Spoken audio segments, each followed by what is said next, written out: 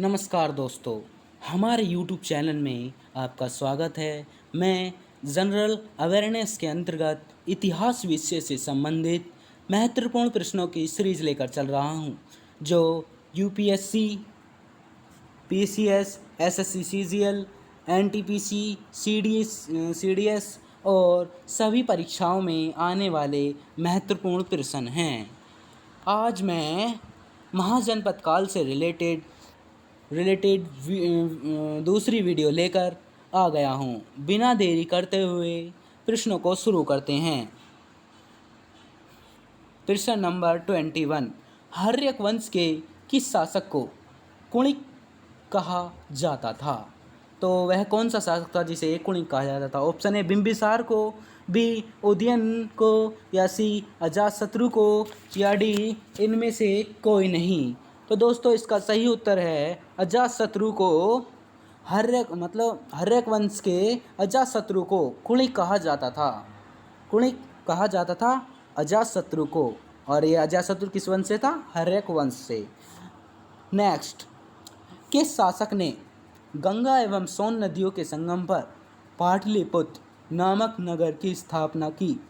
तो option A Ajatashatru ने, B Udayan ने, या सी अशोक ने, या डी घननंद ने। तो गंगा और सोन नदियों के संगम पर पाटलिपुत्र नगर की स्थापना किसने की? उदयन ने। तो दोस्तों इसका सही उत्तर है उदयन ने गंगा और सोन नदियों के संगम पर पाटलिपुत्र नामक नगर की स्थापना की।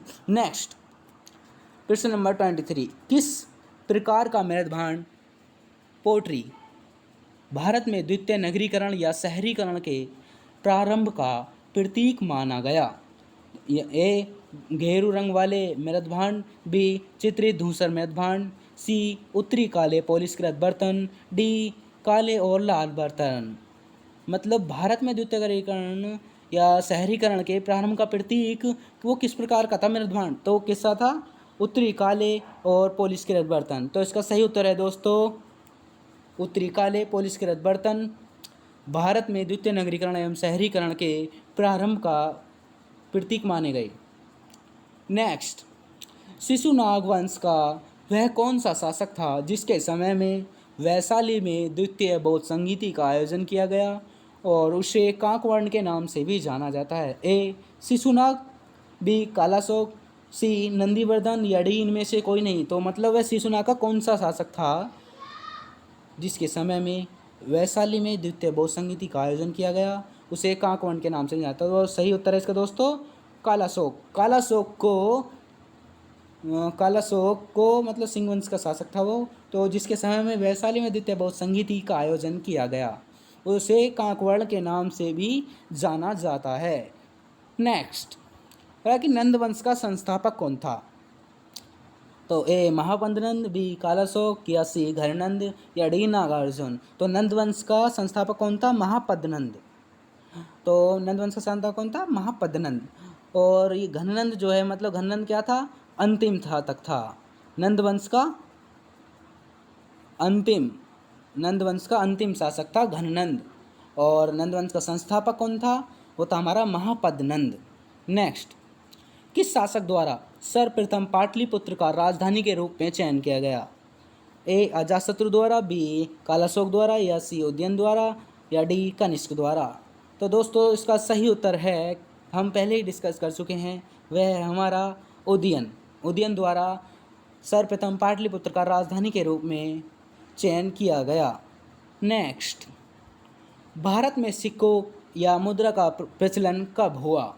तो दोस्तों भारत में मुद्रा का प्रचलन कब हुआ? तो ए अशोक के शासनकाल में, बी कनिष्क के शासनकाल में, सी 600 ईसा पूर्व में, डी 300 ईसा पूर्व में।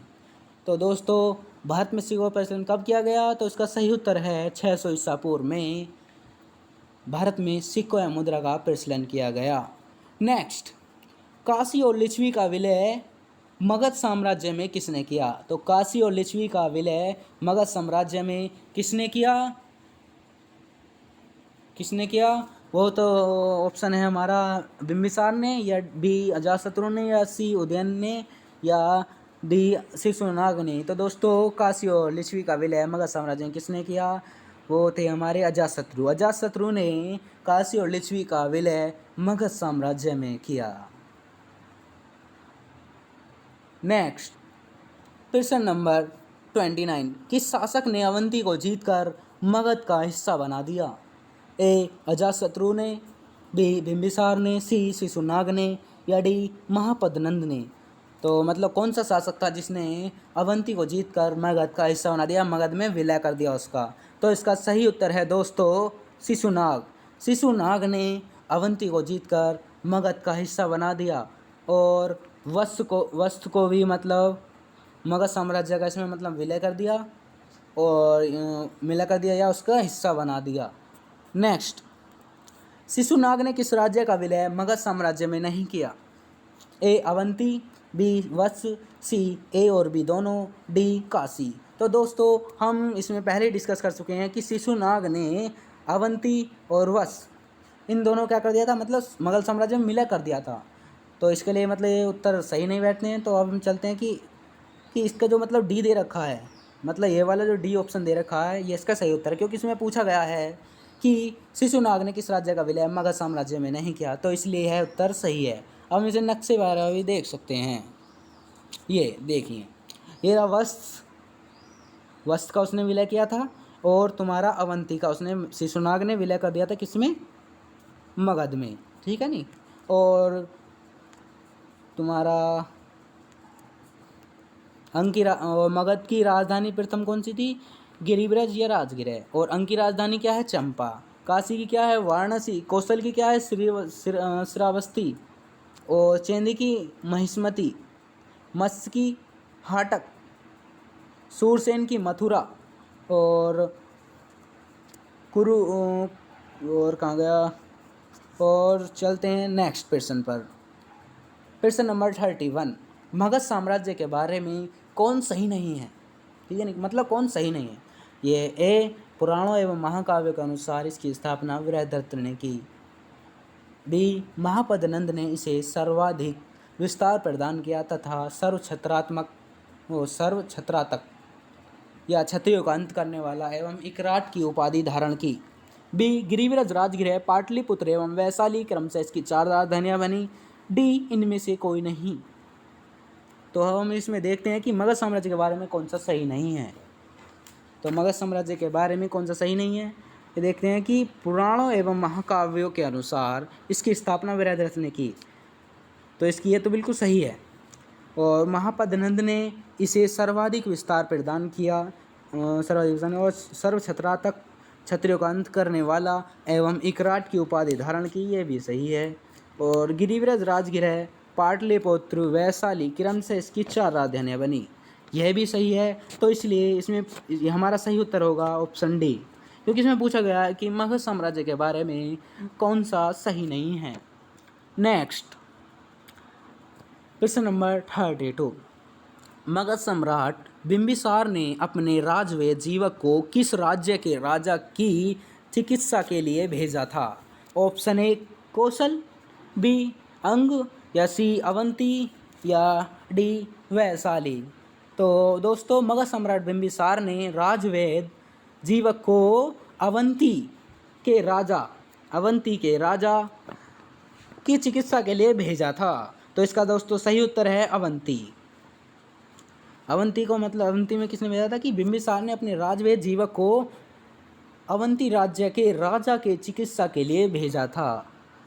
नेक्स्ट, अब हम इसे तो उसमें भी देख लेते हैं और हम इस चित्र को मतलब पहले भी डिस्कस कर चुके हैं। तो ये रहा था हमारा कौन सा, मगध ये रहा, और तुम्हारा अवंती ये रहा यहाँ, और मत्स्य ये रहा, और सूरसेन ये रहा। सूरसेन की राजधानी वो मथुरा और मत्स्य की हाटक, और अवंती की उज्जैनी, चेंदी की महिष्मति, या वत्स की कौशाम्बी, और काशी की वाराणसी, और है नी, और अंक की चंपा, ठीक है नी। और नेक्स्ट करा कि पहला ईरानी शासक जिसने भारत के कुछ भाग को अपने अधीन किया था। तो दोस्तों वह पहला ईरानी शासक जिसने भारत के कुछ भाग को अपने अधीन कर लिया था तो वह था हमारा ऑप्शन ए साइरस था, या कॉम्बिसिस था, या सी डेरियस, या डी जैरसिस। तो दोस्तों इसका सही उत्तर है डेरियस। डेरियस पहला ईरानी शासक था जिसने भारत के कुछ भाग को अपने अधीन किया था। नेक्स्ट, प्रश्न नंबर 34, विश्व का पहला गणतंत्र वैशाली में किसके द्वारा स्थापित किया गया? तो विश्व का पहला गणतंत्र वैशाली किसके द्वारा स्थापित किया गया? ऑप्शन ए मौर्य, बी नंद, या सी गुप्त, या डी लिच्छवी। तो विश्व का पहला गणतंत्र वैशाली में लिच्छवी द्वारा स्थापित किया गया। तो इसका सही उत्तर है दोस्तों लिच्छवी। नेक्स्ट, निम्न में से कौन एक बौद्ध ग्रंथ 16 महाजनपदों का उल्लेख करता है? ए या मतलब अंगुत्तर निकाय, या खुद्दक निकाय, या सी दीघ निकाय, या डी इनमें से कोई नहीं। तो दोस्तों इसका सही उत्तर है अंगुत्तर निकाय। अंगुत्तर निकाय इसका सही उत्तर है। और इस क्वेश्चन को मतलब किसी और तरीके से भी दे सकता है, जैसे कि 16 महाजनपदों की सूची किस में अंकित है, ठीक है नहीं? तो वो कौन सी हमारी बौद्ध ग्रंथ अंगुत्तर निकाय में। नेक्स्ट, प्रश्न नंबर 36, गृहपति का अर्थ क्या है? मतलब क्या है भाई? तो ए धनी किसान, बी धनी व्यापारी, सी धनी व्यक्ति, डी इनमें से कोई नहीं। तो इसका सही उत्तर है दोस्तों गृहपति का अर्थ है धनी किसान। धनी किसान गृहपति का अर्थ है। नेक्स्ट, प्रश्न नंबर 37, छठी शताब्दी ईसा पूर्व का मत्स्य महाजनपद स्थित था।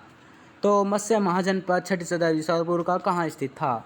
ए पश्चिमी उत्तर प्रदेश में, बी राजस्थान में, सी बुंदेलखंड में, डी रुहेलखंड में। तो दोस्तों मत्स्य कहाँ था छठी शताब्दी ईसा पूर्व का महाजनपद? तो वो था हमारा राजस्थान में। और यदि इसमें देखा जाए तो यह अलवरपुर में, और मतलब राजस्थान के अलवरपुर और भरतपुर और जयपुर के आसपास का क्षेत्र। और मत्स्य की राजधानी हाटक।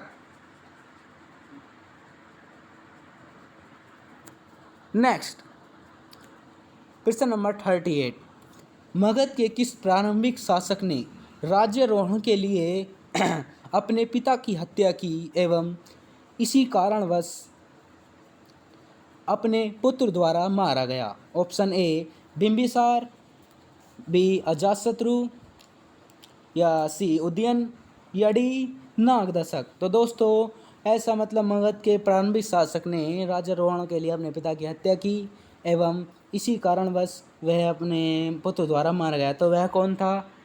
ऑप्शन बी अजातशत्रु ने क्या करा? अजातशत्रु ने क्या था कि मगध के अजातशत्रु मतलब प्रारंभिक शासक ने राज्यारोहण के लिए अपने पिता की हत्या की एवं इसी कारणवश अपने पुत्र द्वारा मारा गया। नेक्स्ट, प्रश्न नंबर 39, निम्नलिखित में से कौन सिकंदर के साथ भारत आने वाला इतिहासकार नहीं था? तो ऑप्शन ए नियाकर्स, बी एनासीक्रीटिस, बी एरिस्टोबुल्स, या डी हेरोडोटस। तो दोस्तों वह कौन सा मतलब इतिहासकार था जो सिकंदर के साथ भारत नहीं आया था? तो दोस्तों वो था हेरोडोटस। और ये तीनों मतलब नियाकर्स, एनासीक्रीटिस या एरिस्टोबुल्स, ये तीनों क्या थे?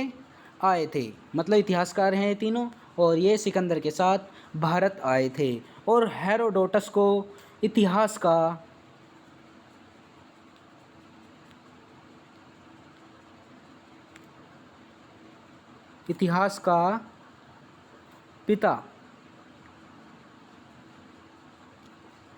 पिता भी कहा जाता है, हेरोडोटस को। नेक्स्ट, प्रश्न नंबर 40, निम्नलिखित में से किसे सेना या नियमित और स्थायी सेना रखने वाला कहा जाता था? ए बिंबिसार को, बी अजातशत्रु को, सी नागदशक को, डी सुसुनाक को। तो किसे सेना नियमित और स्थायी सेना रखने वाला कहा जाता था? तो दोस्तों इसका सही उत्तर है बिंबिसार को सेना और स्थायी सेना रखने वाला कहा जाता था। और प्रश्न नेक्स्ट, प्रश्न नंबर 41, निम्नलिखित में से किसे उग्रसेन या भयानक सेना का स्वामी कहा जाता था? ए महापद्नंद को, बी घननंद को, सी शिशुनाग को, डी बिंबिसार को। तो दोस्तों इसका सही उत्तर है जिसे उग्रसेन या भयानक सेना का स्वामी कहा जाता है वह है हमारा महापद्नंद को। महापद्नंद को उग्रसेन या भयानक सेना का स्वामी कहा जाता था, और जबकि बिंबिसार को सेना या नियमित या स्थायी सेना रखने वाला कहा जाता था, और महापद्नंद को उग्रसेन या भयानक सेना का स्वामी कहा जाता था। नेक्स्ट प्रश्न नंबर 42, महाजनपद काल में श्रेणियों के संचालक को कहा जाता था? तो दोस्तों महाजनपद काल में श्रेणियों के संचालक को कहा जाता था ए श्रेष्ठीन, बी सेठ, या सी जेठक, या ग्राम भोजक। तो दोस्तों किसे कहा जाता था? श्रेष्ठीन। तो इसका सही उत्तर है श्रेष्ठीन। महाजनपद काल में श्रेणियों के संचालक को श्रेष्ठीन कहा जाता था। नेक्स्ट, कि निम्नलिखित में से कौन से भारत पर ईरानी आक्रमण के प्रभाव के रूप में जाना जाता है? तो कौन सा है, मतलब कौन कौन है ये जो भारत में ईरानी प्रभाव में माना जाता है? तो ए खरोष्ट लिपि का प्रसार, बी अभिलेख उत्कीर्ण करने की कला का प्रसार, 3 ईरानियों की छत्र प्रणाली का प्रसार, बी घंटा आकार के गुंबद की कला का प्रसार, सी स्त्री अंगरक्षकों की नियुक्ति। तो इसमें मतलब कौन था जो भारत पर ईरानी आक्रमण के प्रभाव के रूप में जाना जाता? तो ये पांचों थे, मतलब खरोष्टी लिपि का प्रसार भी था माना जाता है, ठीक है नहीं, और अभिलेख उत्कीर्ण करने की कला का प्रसार, ईरानियों की छत्र प्रणाली का प्रसार, और घंटा आकार के गुंबज का प्रसार, और स्त्री अंगरक्षकों की नियुक्ति। तो ये इन पांचों को क्या माना जाता है कि भारत पर ईरानी आक्रमण का प्रभाव माना जाता है। तो दोस्तों इसमें ऑप्शन हमारा कौन सा सही होगा? ए नहीं होगा, बी नहीं होगा, और सी नहीं होगा। तो हमारा दोस्तों 4 ऑप्शन बिल्कुल सही है।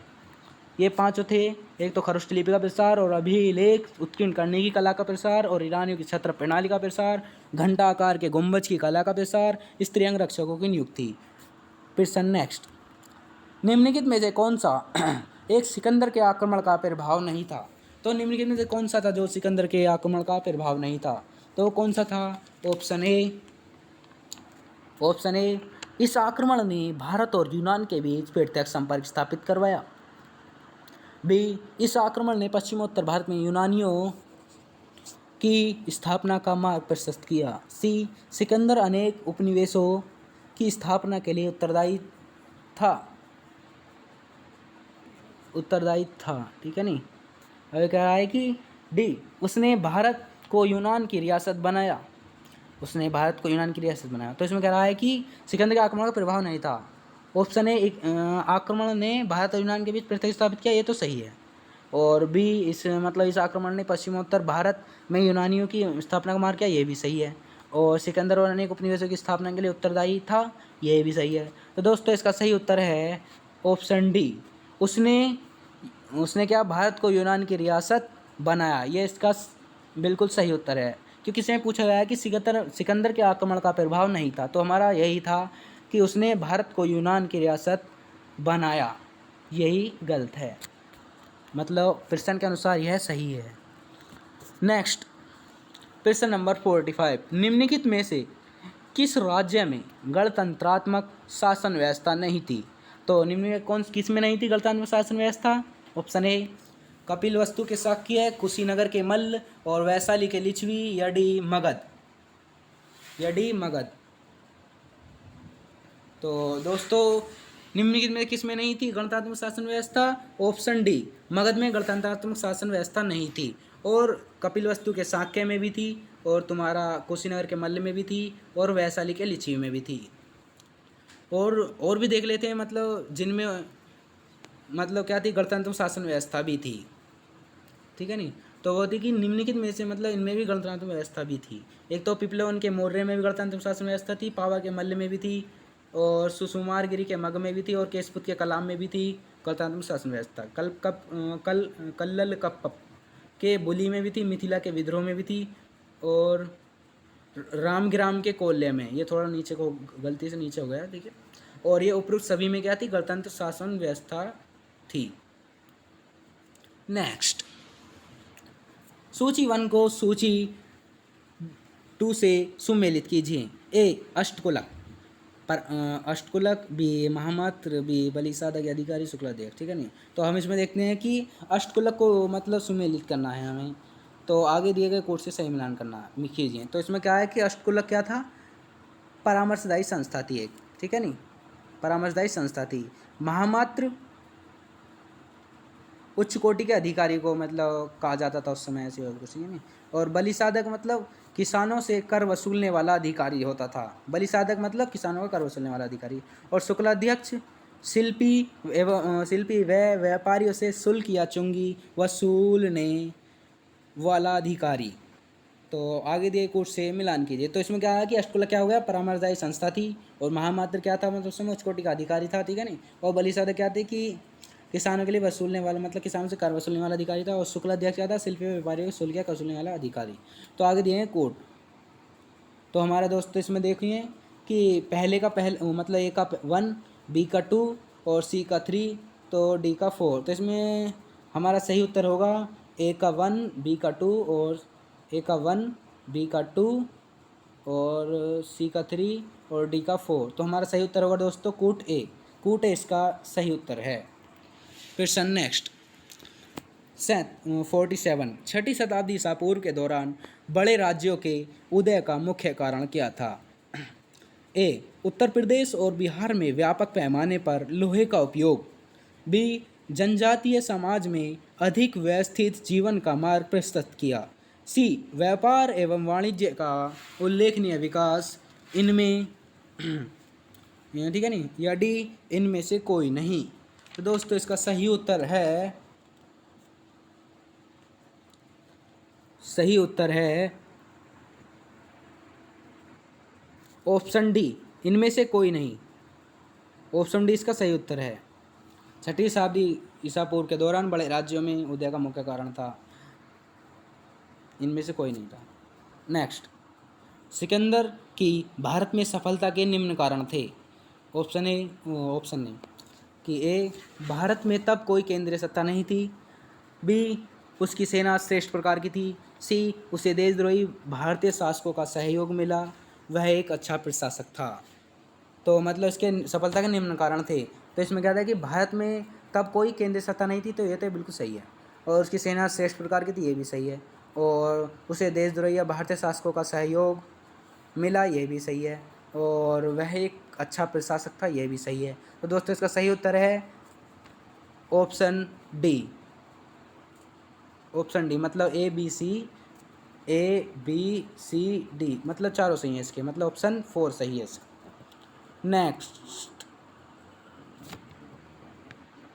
नेक्स्ट पार्ट में आपसे फिर मुलाकात होगी। तब तक के लिए जय हिंद, जय भारत।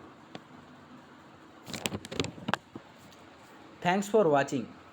100% तैयारी के लिए हमारे चैनल को सब्सक्राइब करें और साथ ही TGT, PGT, PTI, KVS, NVS, LT और सभी एग्ज़ाम में मतलब सभी परीक्षाओं के लिए हमारे चैनल को आप सब्सक्राइब कर सकते हैं।